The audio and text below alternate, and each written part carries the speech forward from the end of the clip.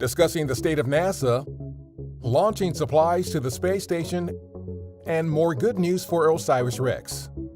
A few of the stories to tell you about this week at NASA. NASA Administrator Bill Nelson made his first State of NASA address to employees on June 2nd from our Mary W. Jackson NASA headquarters building. His speech touched on agency priorities going forward and included the announcement of two new planetary missions, Veritas and Da Vinci Plus, both targeted for launch between 2028 and 2030. These two sister missions both aim to understand how Venus became an inferno-like world capable of melting lead at the surface.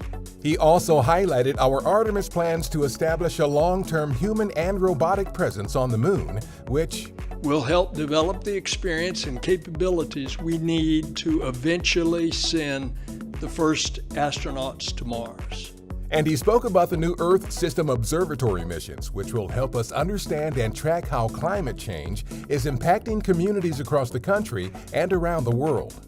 We're on track to do so many more amazing things for the country and the world, because that's what NASA does, and no one does it better. On June 3rd, SpaceX launched a Dragon cargo spacecraft from our Kennedy Space Center loaded with more than 7,300 pounds of science, research, crew supplies, and hardware for the International Space Station. This is the company's 22nd contracted cargo resupply mission to the station for NASA. We have a nominal ADM burn, and we're bringing the samples home. More good news for our OSIRIS-REx team. The May 10th departure maneuver that propelled the spacecraft away from asteroid Bennu was calculated and executed so precisely that a previously anticipated corrective maneuver was not needed.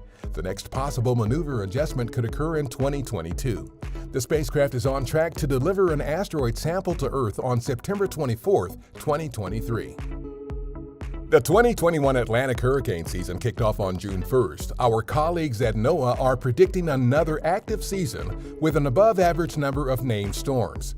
Check out nasa.gov/hurricane to learn more about the work NASA is doing to study storm formation and impacts, and ways to better understand Earth as a system.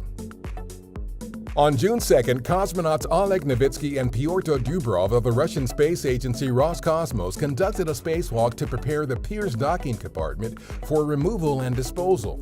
It will be replaced by the new Russian multi-purpose laboratory module named Nauka, which is Russian for science.